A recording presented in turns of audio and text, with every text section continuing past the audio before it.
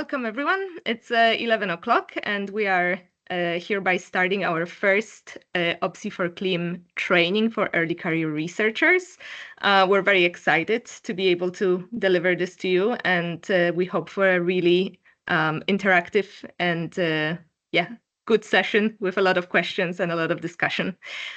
Today we will be focusing on data management for ocean observing. We have fantastic speakers from ETT, Antonio Novellino and Beatrice Maddalena Scotto. We're very, very happy that they could join us today and deliver this training. Before I give them the word, I just want to do a few words of project self-promotion and promote a little bit our upcoming trainings. Since you are here, I believe you're probably interested in ocean science and have something to do with maybe physical oceanography or any other aspect of ocean research and ocean science. So we actually have 3 trainings lined up coming up before the end of year. The next training will be focused on the rolling review of requirements. Then we will address best practices and standards for ocean observation. And then we will have the last training this year on AI-driven quality control and uncertainty quantification in essential ocean variables. So if you haven't done so yet and you are interested in any of these topics, then I would highly encourage you to register for the upcoming trainings. And you can do that by either scanning the QR code and going to the Eventbrite site, or if you've followed us already on some social media or on our website, which you can see the links for here. Then we also post updates about the upcoming trainings and other outputs from the project in there. So if you haven't done so yet, I also highly encourage you to follow us both on LinkedIn and on Blue Sky if you're there, and just keep up with the project work. But without further ado, that's it for me. As I mentioned before, this meeting is being recorded and it will last an hour, and we encourage questions and active participation, and we hope you'll enjoy it very much. So I'll give the word now to Antonio and Beatrice, our fantastic trainers. Yes, and welcome and enjoy. Thank you, Justina. Thank you very much. Thank you all for joining this session. I know that you are many attenders, so we really thank you for allocating your time to listen to us. I'm Antonio Novellino. I'm a data manager working on ocean data management for the past 15 years. I'm one of the coordinators of EMODnet. I'm coordinating EMODnet Physics. EMODnet is the European Marine Observation Data Network that is one of the 2 most important European programs on ocean observations. And I'm supporting several data management committee in order to progress towards best practices and data management procedures. We are involved in OPSI for CLIM to support our partners, our colleagues, in implementing some of the topics that Justina mentioned just before, because we are supporting them in the rolling review requirements as well as in best practices. And so today you're going to have an introduction of some of the good practice that we are trying to apply also in this project. And it's good to know because they are very relevant when you are working in a research project. Then we have Beatrice. Beatrice, please introduce yourself.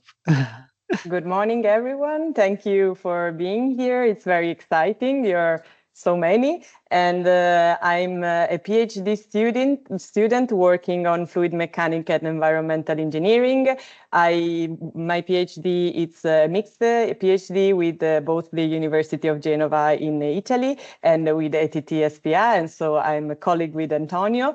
And we work together on different EU projects, such as, for example, OPSI for CLIM, where we deal mostly with the data management. So you will see more in depth of what we do in this project with this presentation.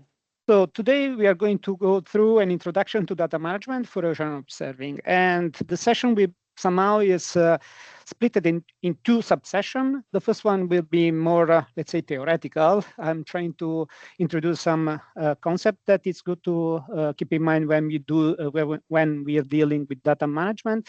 And then we are also going to have a practical session. We like to have more, interaction. And so Beatrice is going to show you how, if we apply some of the concept that I'm introducing, you can do some very funny things. But I don't want to spoil that much. So without losing time, let's go to the point. Okay, we are speaking about ocean data, but which kind of data are we speaking about? We know that we have several platforms that are collecting data, and we need to, so we have data that are coming from the sea, data that are coming from the ocean. We are evolving quite a lot in the capacity of developing new sensors. So we now can really do a very nice picture of the sea. We are speaking about the digital twin, so we can grab all this information. This is a very nice picture that I took from the Copernicus website, the Copernicus Marine Services. That is the second most important, actually, from the dimension point of view, is the most important European program in order to collect ocean information. And when we are dealing with all this data, when we need to work to do our research, we need to access this data. So if we want to access the data, the first point is to understand where and how much data has been collecting at the sea. So this animation is showing the kind of data that we can find in the EMODnet physics. Each point is showing one specific platform, one of the platforms that we saw in the previous presentation, in the previous slide. And of course, this animation somehow is affected by an artifact, because we are squeezing the information, the geographical information, in 1 year. So each point is representing the last position of the sampling instrument. But as we can see, it's important, we can already have an overview of how much data is available, and we see that there are many holes. And on top of this, in order to make an animation like this, we need to be able to access the information. We need to access the information about when the data has been collected, how it has been collected, to understand which is the platform, which are the sensors that has been used, which are the parameters that have been collected, because each platform, of course, can be equipped with different sensors, and so they can collect different parameters. So if, for example, if we focus ourselves on temperature, we can see, again, the same animation, but the amount of data is fewer, is less, because, of course, not all the platforms are collecting sea temperature in the water column.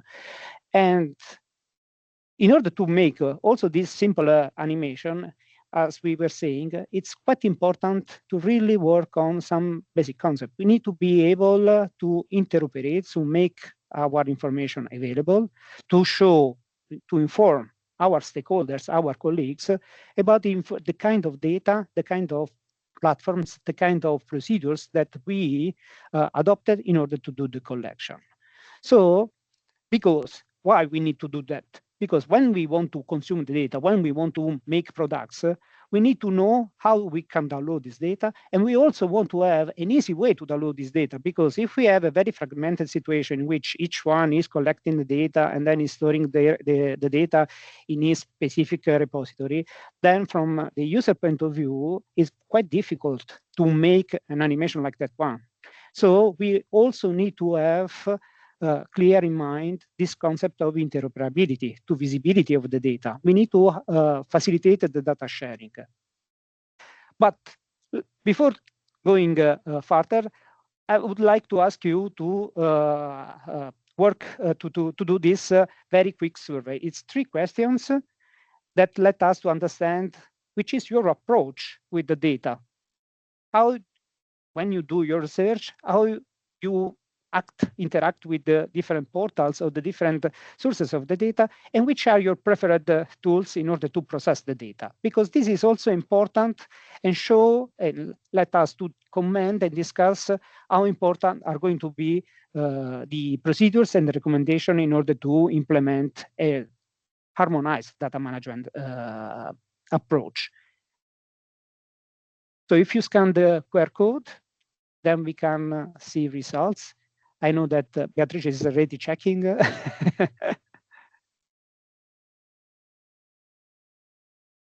You should see my screen now, so we can see the results live. Yes, we can see your screen, Beatrice. I wonder, do we have a link to the survey that we could maybe put in the chat? Yeah, sure. Of course, I can do because that. now the QR code also disappeared. So oh yes, of course. For people who didn't have the time to scan it, maybe it would be easier. Yeah. But as you can see, these are three basic questions that usually when you deal with data, and you are dealing with data, comes to mind, because when you need to do any kind of processing, you need to access data. So you need to browse for this data. You need to search for this data. So when you need to search for data, which is the main data sources that you go for? And for example, here we see that people are considering EMODnet or Copernicus as the sources. That is quite important. Then when you,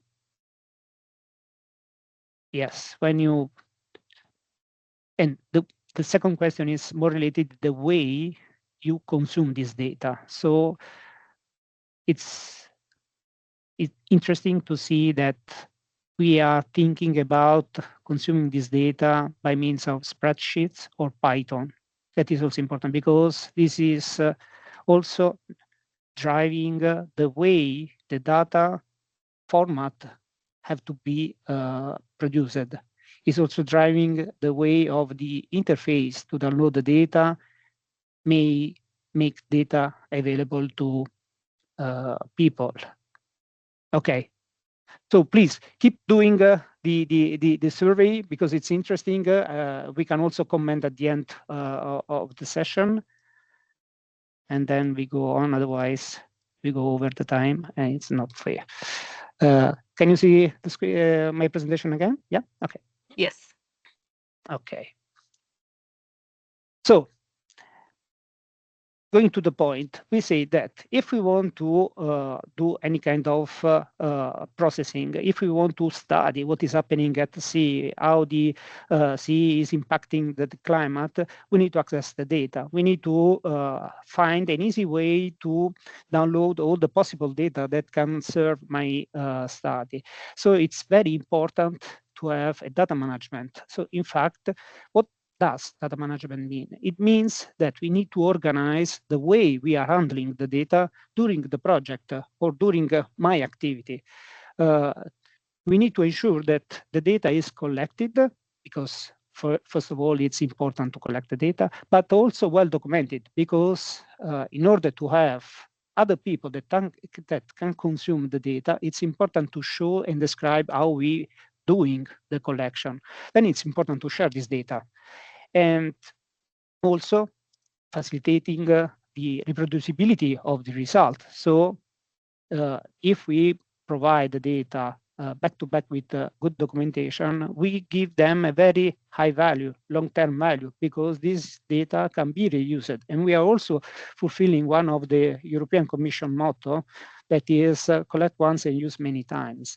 And so it's quite it is very important to really stamp in our mind this FAIR concept, because everything that we need to do in order to implement a very good and proper data management is to make our data findable, accessible, interoperable, and reusable.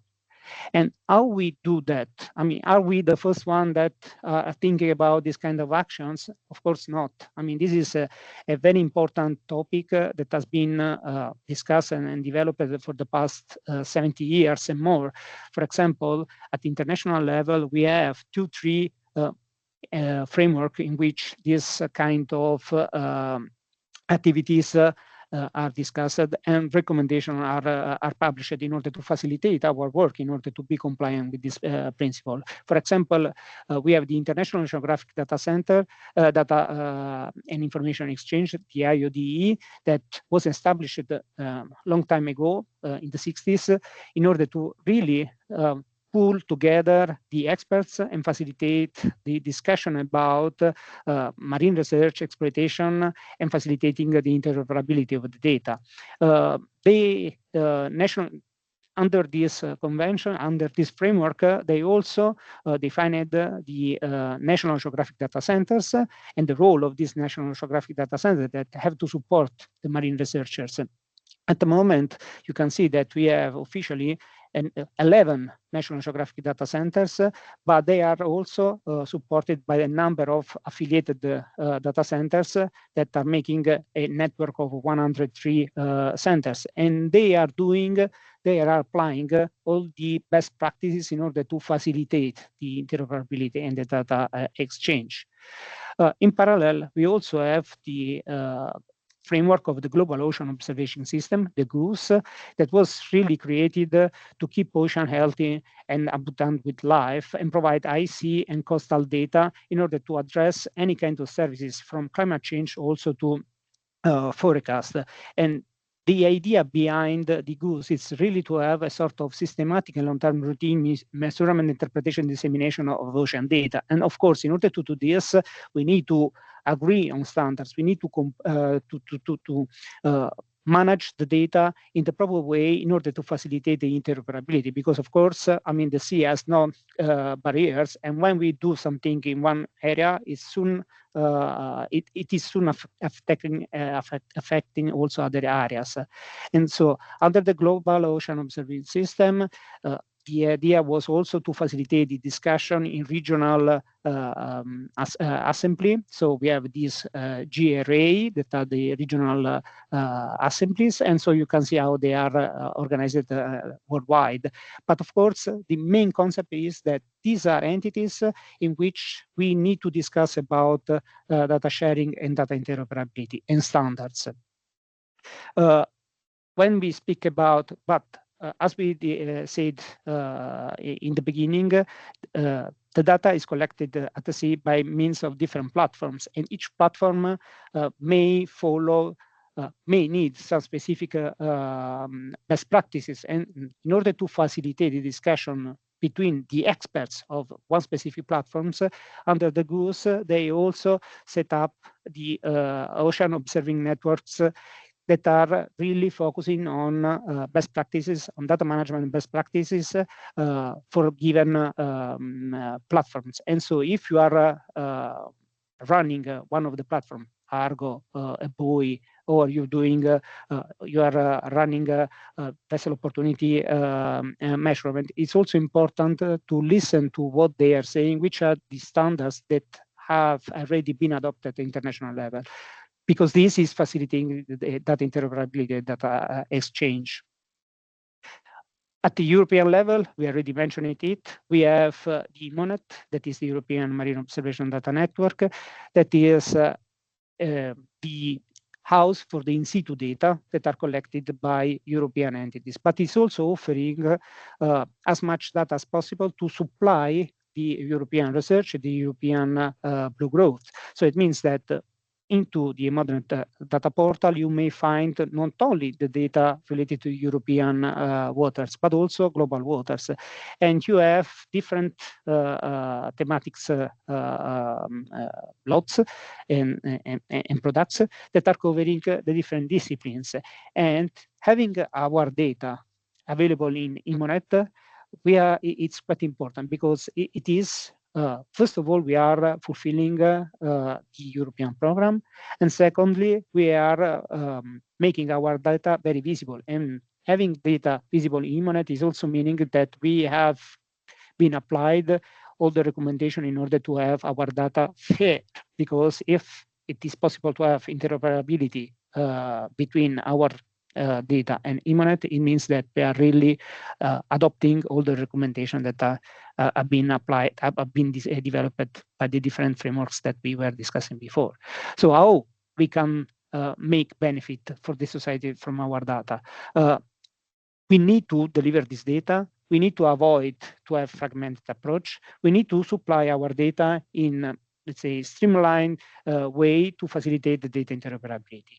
And usually the easiest way to do this is to identify a data center. We have already said that under the IODE, the member states, I mean, the members that are participating to this framework have identified one data center for each country. And this is quite important that we are in contact with these data centers, because these data centers provide us a unique identifier for the dataset. So we show that our dataset will be always available, always citable, and will be always fundable. They do also data curation. So if there are some standards that, of course, standards evolve during time, and so they can apply the new standards to a new convention to the data that have been made available to them. It's also a way to facilitate the findability of the data, because all the trusted data centers are also nodes for EMODnet, for example. And so we know that if a data is delivered to the data center, then it automatically is automatically made available to EMODnet. They also develop APIs and data services, for example, the visualization. So you can also use that services in order to make visible your data. And it's really important, we already mentioned this, because these nodes are really contributing and facilitating the integration towards the marine integrators like EMODnet and Copernicus. I also mentioned the words of trusted repositories.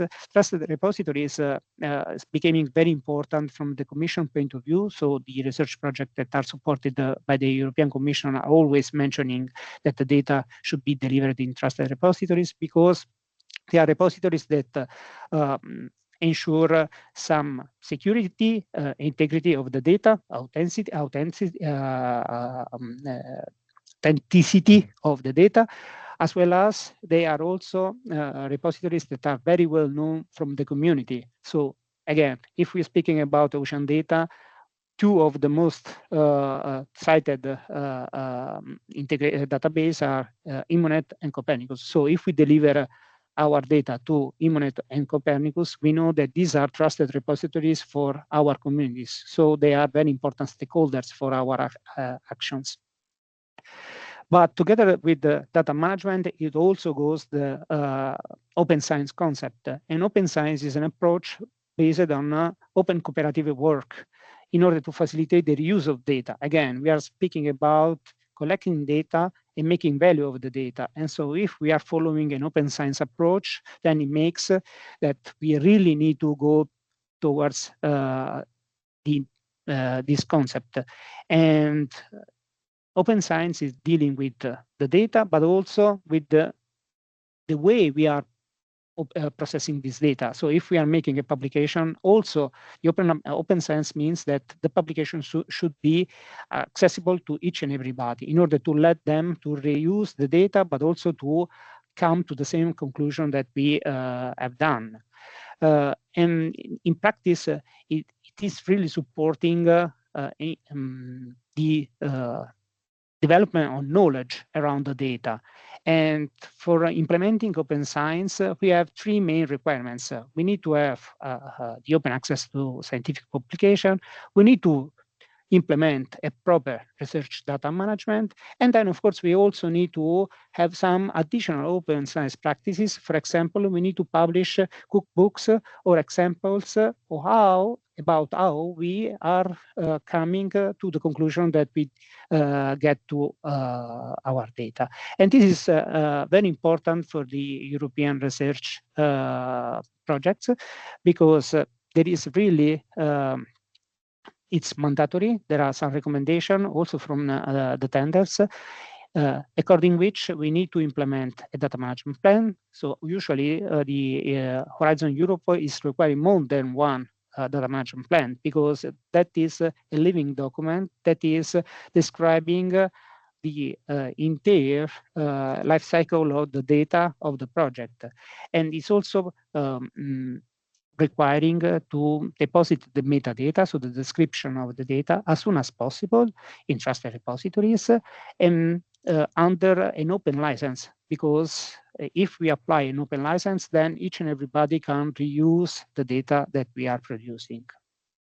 Of course, the motto from the Commission is as open as possible, as restricted if necessary. So there are reasons for which we can also restrict the data. If we are developing a new sensor and we need to protect our IPR, so this is a reason that we can do, and so on. But when we are collecting data, so if we are collecting information from the ocean, this is a very valuable information. We have not to implement any kind of restriction. This data should be flow freely into the marine data integrators. And we need to define a clear license. And the Commission is promoting the adoption of Creative Commons because it's very well described. And the two licenses that should be applied are CC0, so very easy, or CC BY. That means that the stakeholder, the client of the data should refer, should cite, should acknowledge the producer of the data. It's also important to know that when we do the data management of our research data, we need to keep in mind that at the moment the Commission is also offering, is implementing these services, that is the CORDIS, the Community Research and Development Information Service, which is a portal that is collecting and presenting all the outcomes of research projects. So it's important that besides having our data visible in the marine data integrators, we also apply some of the recommendation in order to facilitate the data to be seen in this system. And for example, if we apply fairness of the data, if we deposit our data into trusted and open air repository, then we see our result in the CORDIS. That is quite important because the Commission is looking at what is available in this system in order to score our outcome of the project. So keep in mind and have a look at that. For each project, OBC4CLIM has a dedicated web page in which you can see and follow the outcomes of any kind of digital product that has been developed by the project. We said data management plan. It's very important, one of the most important documents that we have in a project, because it's really giving the idea of how we collect the data, what we do on data, how we are depositing the data, which are the clients, how the client can consume and use the data that you're doing. And it's designed to maximize the outcome of the research program. And it's really designed around the FAIR principle that we already mentioned, because we need to let people to find the data. So metadata, again, are important to be available, should be accessible. So if I browse, I need to find the data, I need to download the data, I need to have the possibility to consume the data. That's why it's important to apply an open license. It should be interoperable. So we need to speak the same languages between different communities or different tools. And so we need to apply standards, vocabularies in order to do this. It should be reusable because it's important. So it should be very well documented. What FAIR means in practice? If we make a spreadsheet in which we have this information, it's not really fair because we may have information about the date of the data collection and the value that we collected, but we don't know where this collection has been done. So we cannot localize the information. We don't know about the sensor sensitivity or accuracy. We don't know anything about the depth of the collection. So this kind of information, I mean, for example, a spreadsheet like this one is unfair because does not provide enough information in order to be reused. So we need to overcome this limitation and we need to provide as much metadata we may provide. And in order to be fair compliant, we need to follow some standards because we need to have a standardized structure, we need to include metadata, we need to be software independent, because this is also important, because if I'm using one specific software to do an implementation or a processing, other people cannot access the same software that I'm using, and so I'm limiting the reuse of the outcome of my research. We need to well document. We need to use best practices and cite which best practice we have used in order to make one result. And we need to use controlled vocabularies, because this is also facilitating the machine-to-machine interoperability. So doing this, we are really implementing the fairness concept. And why metadata matters? Because metadata are really describing the data. This is a very nice picture that Beatrice found. And so as we are speaking about the ocean and the ice interaction and so on, we can say that data is really the tip of the iceberg, and why metadata is really providing the full description of how, when, who, what has been done in order to really collect this data. And metadata is really facilitating the promotion of the consistency and integration of the data. We already mentioned that this is also applied to publication. So this schema is very important for especially the young researchers, because according to the European Commission, if you do this, you are complying with the requirements for open publication. That means that as soon as you have some results, you may make this available. You should make this available, and together with the results that you are describing, you also need to make available the data that you are using in order to come to the conclusion that you did. Here you have some. This is for you, so you can also follow this. And by the way, there are also some tools that help you to really see if you are scoring well towards this open access concept.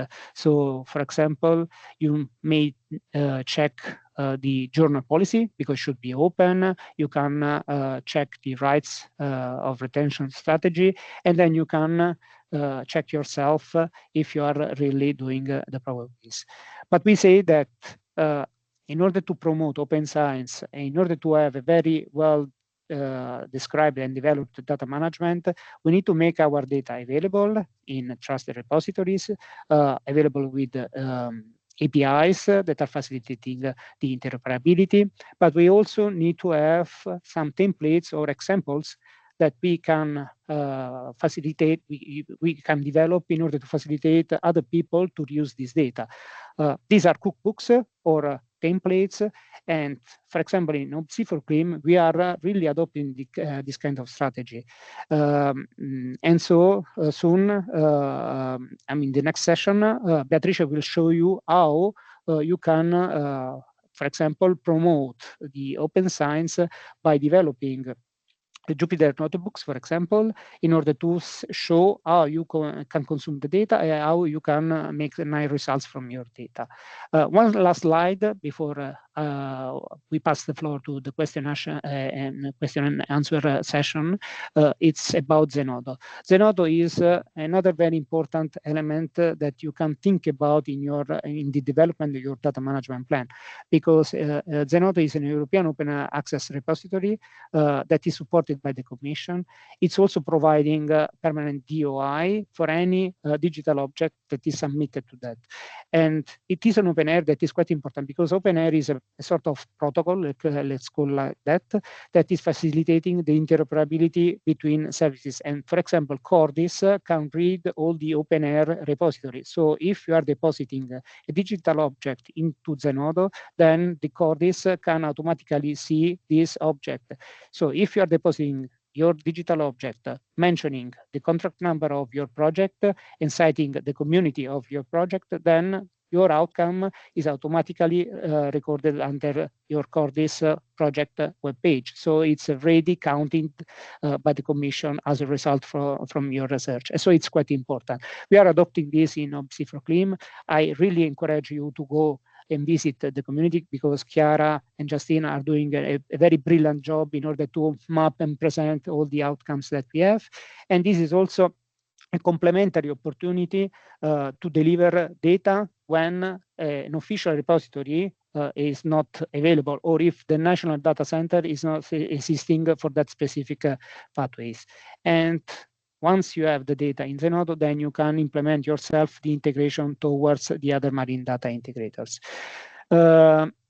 It is important because it promotes open science and ensures also long-term preservation of the research outputs, and it really helps complying with the European Commission Open Science Policy. So keep in mind about that when you're doing your research.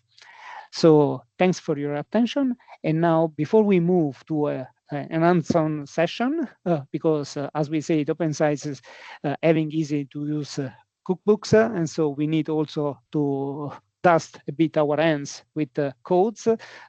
I open the floor to questions, if any.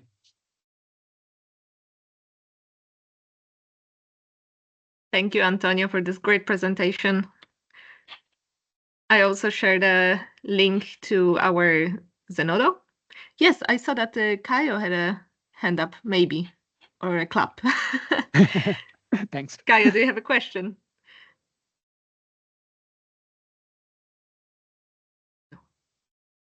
I don't have a specific question, but I want to congratulate Antonio and Beatrice for the work they are doing. It's really incredible. We are working with them in EMODnet with the river data, and this I think it's quite important, all the huge work that they are doing regarding all this standardization, all work with the metadata.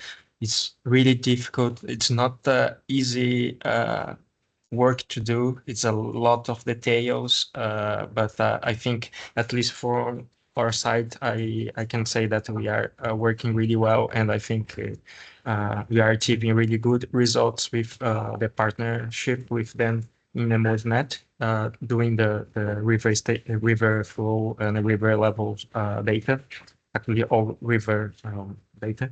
And we are also in other projects together trying to make the data available and fair for everyone. So congrats and thank you for the presentation. Thank you very much, Kayo.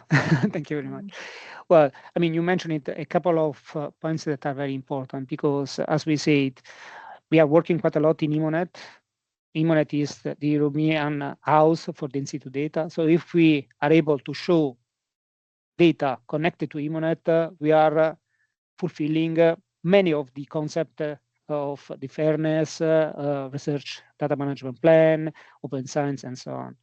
And then it's also quite important because if we have the data there, then we have one single shopping system that let us to do further analysis and study. For example, the animation that we show at the beginning of the presentation is made on top of the metadata that we have in EMODnet. So if we are connecting many sources and we are applying common standards and vocabularies, then it's easy to do animation like those. And then I guess Beatrice will show you the code that we implemented in order to do that. And then we can really support other activities. For example, the rolling review activities that we are doing in C4CLIM can use this information because you know where the data is collected and which is the parameter that has been collected and when. And so then you have a sort of asset mapping that you can use in order to do other analysis and conclusion. And to do this, of course, when you are running any kind of research project or any kind of data-related project, you need to have clear in mind which are the steps in order to go to that point. So to make your data, that is really the meaning of having a data management plan behind. So it means that, okay, I know that I need to have my data available in this. I mean, I need to make my data available for stakeholders, which are my principal stakeholders. It's the European Commission, and European Commission for us that we are running a European project is saying that for the in-situ data, data should flow into EMODnet and Copernicus. For other data, you may have other repositories, of course. If you have not identified repositories, then having a trusted repository is important, because you know that the network of experts that are consuming or using that specific product, they can find it there. And then, of course, if you are applying all the standards or the regulation, for example, we are recommending to use ORCID in order to mention the author, EDMO or ROR in order to mention the institute. Then you are also citing, giving the right visibility to the institutes and the people that are really doing the work. And so this is important for credits and so on. And on top of that, then you can really develop new science and knowledge. That is quite important. That is the final goal of what we are doing. And implementing open science, it's meaning that on top of this, you can do results, outcomes, and then you can keep developing knowledge. And I don't know, maybe we can also pass to the hands-on session, so we can give you an example of how important it is to apply all the recommendations that we discussed before in order to have, to implement an animation that looks like a very simple things, but to do that, you really need to have about 140 providers, institutes that are applying in a way or in another some common standards and common data sharing, because otherwise this data would not flow into EMODnet, so we would not be able to do this fancy animation with a few lines of code. And also implementing, open source coding is also important, because then, for example, these are collabs, so each of you can use this data to start implementing applications. So for example, in case of river, if you filter by the terms that we use for rivers, then you can have the same animation for having an asset mapping of the river station and so on. Can I add one more comment? We have example, because as we start to work with the river data, we realized that the way that we provide the data to be ingested in EMODnet, we also did for other data that we have in Plus Atlantic, and we are developing a geospatial platform, and we now use all the APIs and connections that ERDDAP provide to connect the data with our application, and it's much more easier. Then we have a lot of different ways to get the data. So now we are trying to move everything that we have, which is somehow time series or drifters or something like this, to the formats to be available in EMODnet through ERDDAP, and we can access really easily for our platform and also for other scripts and analysis that we want. And I think the softwares that the guys are using are also really efficient. So it's really nice to work with these APIs, and quite easy to do the work that we need. Very good. Thank you. Should we move to the practical session? We have last 15 minutes of the training. So Beatrice, go ahead. There was also a request to copy the links into the chat box if you can, or if they're available for everyone. They will be available, of course. Yes. We can share it now if you want, or so maybe we can... I'm copying them. Okay, thank you. Thank you, so I can start in the meantime. Okay, so here we are in the second part, and let's explore together a little bit to Google Colabs. And as already mentioned, this code serves as a demonstration that when data and metadata are managed properly, following all the principles and standards that Antonio showed you previously, they become really truly accessible and reusable. And this means that everyone can access and they can use for their own analysis, studies, and so on. So to start, for those who don't know, Google Colab is a free cloud-hosted Jupyter notebook service, and it lets us to do multiple things just for example, to run Python in the browser with no local setups, install libraries, upload and download files, and so on. This first notebook that you see here explores EMODnet Physics in situ platform metadata and produces the time filter maps that you have seen in the previous presentation by year. And there are colored by platform type. We will see that how we can create the animation, and then we can also create some pie charts at the provider level. So we will have more information on the provider. The workflow that we will follow is to load the data from EMODnet Physics, to clean a little bit the data, because sometimes they can have some little missing dates, for example, and so we can use the creation or update metadata where possible. Then we will see how we can filter by user input, so choosing different options, and then finally plotting the maps. So this is the setup of the Google Colab. You can, sorry, it is in Italian, but with this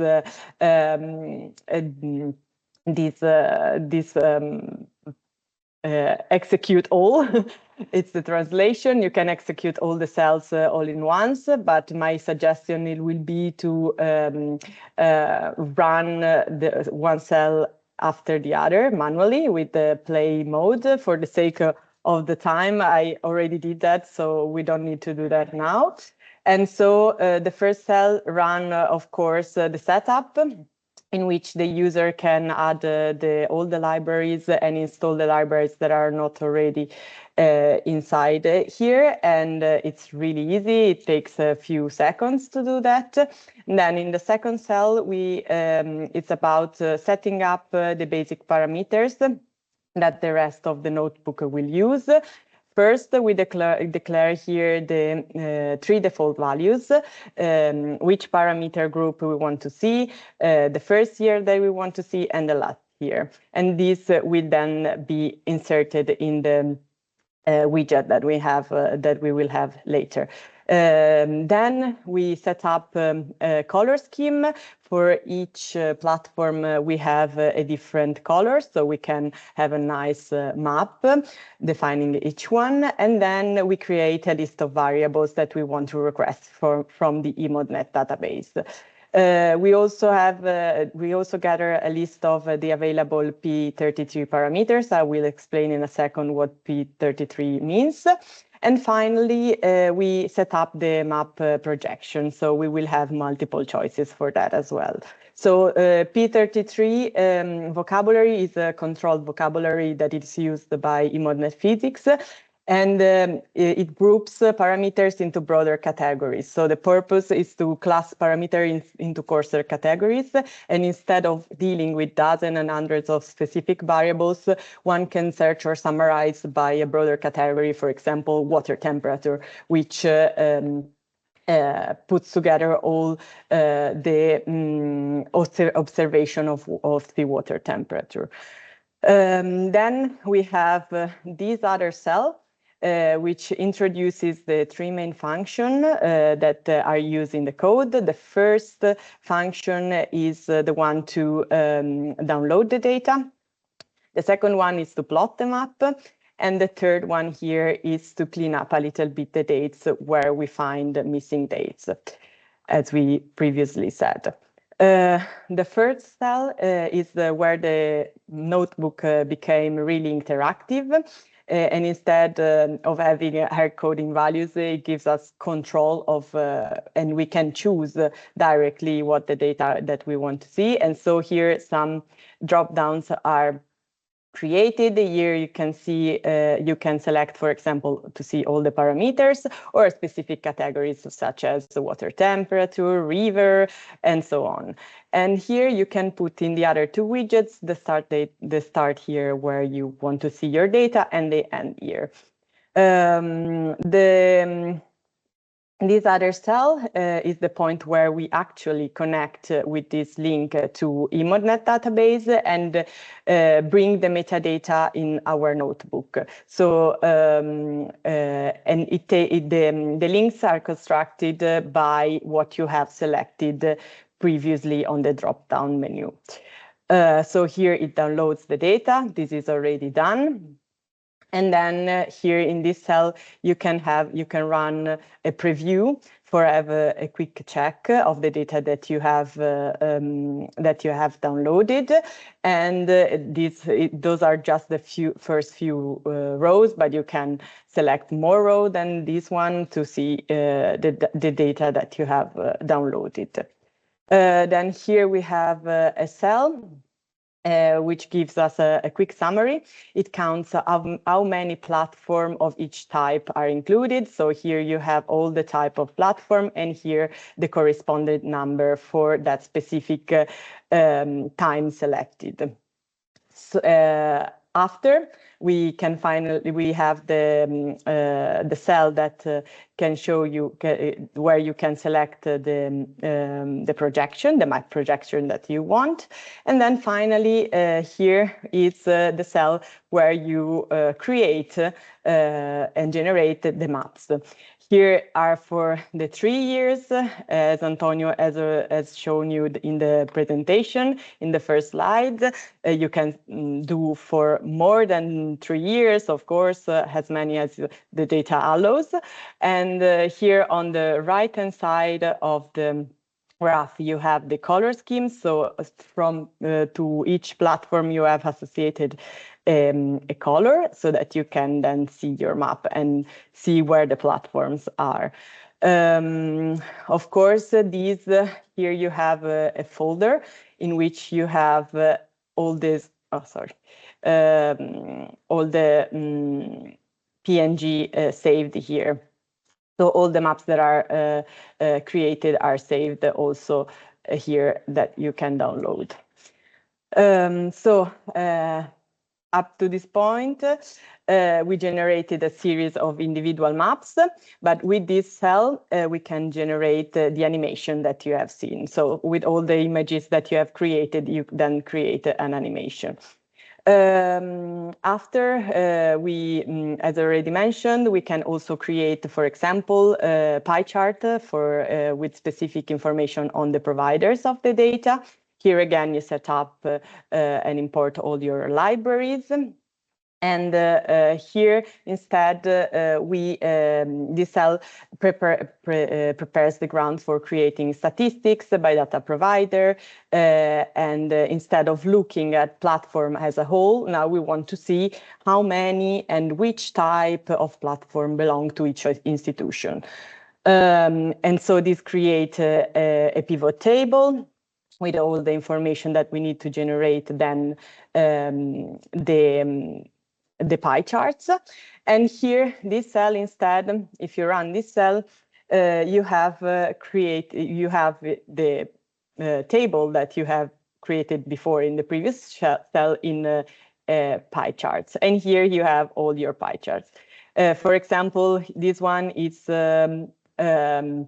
the provider University of Washington, and here we can see the percentage of the platform that this specific provider has. For example, 72.7% of gliders, which correspond, and the number below is the actual number of gliders. So we have 8 gliders, 2 drifting buoys, and 1 mooring, and so on. So after this cell, you can here you can create a more detailed table on platform which are organized by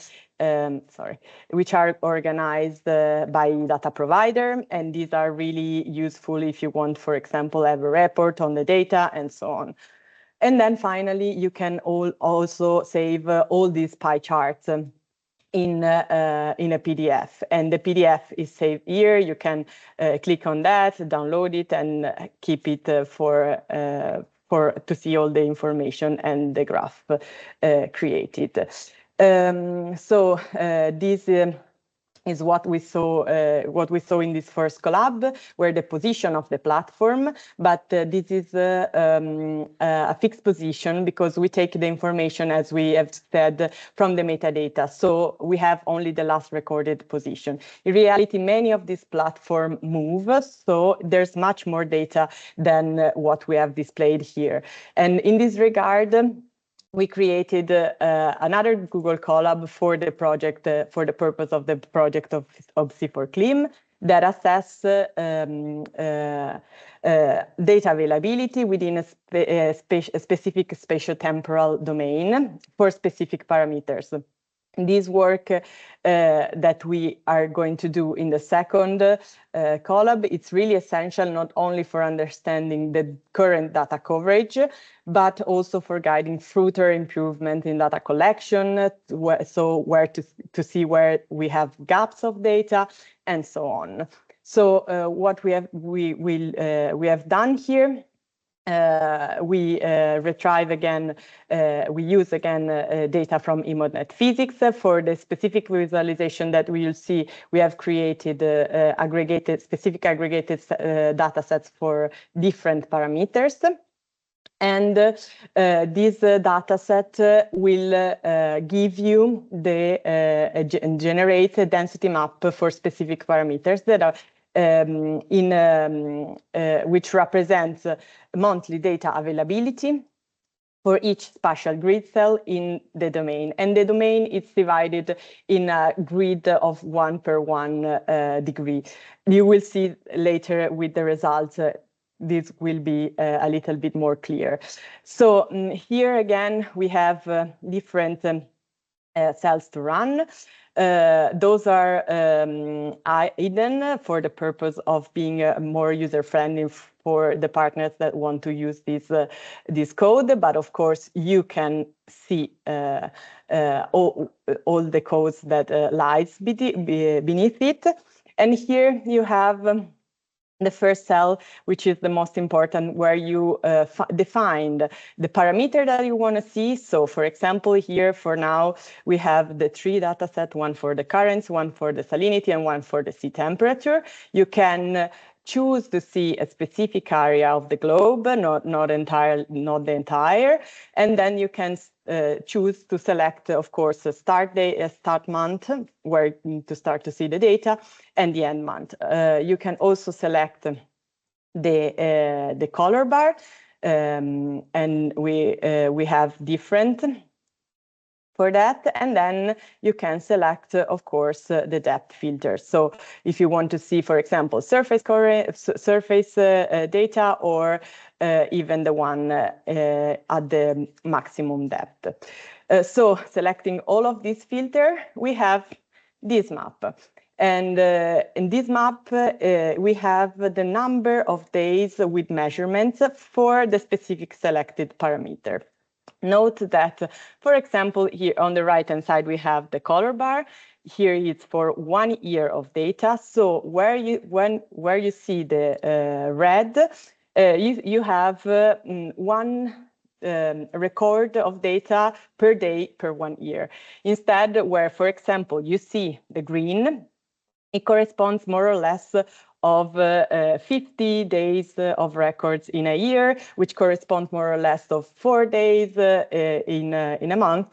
That could be, for example, Argo, which are deployed, and they take data once every more or less 1 week, 10 days.